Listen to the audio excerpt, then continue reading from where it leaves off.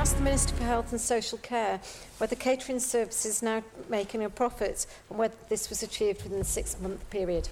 On the Minister for Health and Social Care to reply. Mr Deputy President, back in December last year in another place, the Department was asked to make a statement on the current financial performance of catering shared services. The statement explained that at the time the service was overspending by more than £700,000, with more than £500,000 of that overspend being attributable to hospital catering. The statement went on to express the earnest wish to turn the performance around, for catering to remain as a financially viable public service, and that progress would be reviewed at the end of June 2018. However, to the best of my recollection, there has never been at any time an undertaking made to achieve a profit.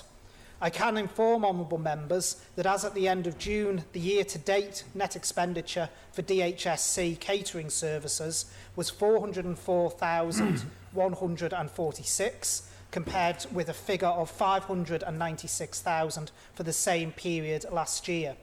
This like-for-like comparison shows an approximate 32% reduction in net cost.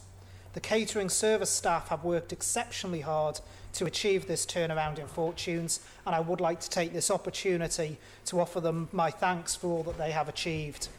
That said, there is still a work in progress. There is more that can be achieved. I am, however, confident from the work to date that so long as this positive direction of travel continues, hospital catering will remain a financially viable public service. Supplementary question, Ms Edge. Thank you, Mr Deputy President. With regards to news items around when this was reported, there was clearly a report put out there with regards to the interim catering manager who was tasked with turning the situation around within a 6-month period. Obviously, that's not quite happened, but how is the Minister going to monitor this, and at what point is he going to say enough's enough, we can bring this back into a service that's not costing the taxpayer? Minister to reply.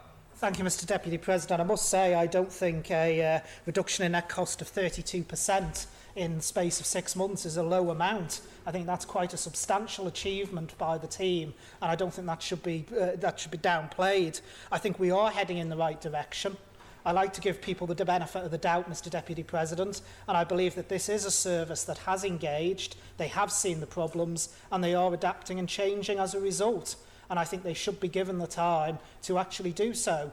Obviously, as we progress through the year, it is monitored the same as all the other department budgets are, and if we start seeing things go the other way, then there's other options we may need to look at. Supplementary question, Dr Allinson. Thank you, Mr Deputy President. Turning to the actual wording of the question, if I can ask the Minister whether the catering services should ever make a profit, or actually what they should do is be cost effective and concentrate on the nutritional content of the food, rather than trying to make a profit out of people in hospital beds. Minister to reply.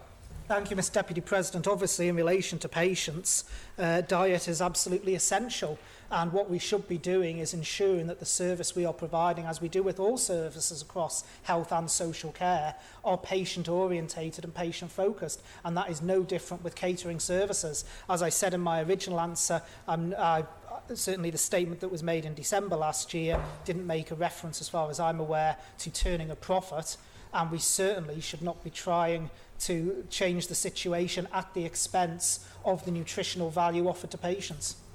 Supplementary question, Ms Edge. Thank you, Mr Deputy President. I'll have to check what question I put in because I think it was to return within budget rather than within profit. However, can the Minister confirm that the 32% is not only being achieved due to the transfer of services to the Department of Education, as is that clear return that has been achieved, and that we will see that in the accounts reflected? Minister to reply. Thank you, Mr Deputy President. As I said in the original answer, this is a like-for-like comparison. So it is a like-for-like comparison of the services that still rest with DHSC and were with DHSC last year, excluding what is transferred over to education. So that 32% reduction is not in relation to the services that have transferred over to education. It is a like-for-like comparison. Supplementary question, Ms Edge. Thank you, Mr Deputy President. Can the Minister provide that information and show how that's been achieved? Because it might be helpful for other departments. Minister to reply.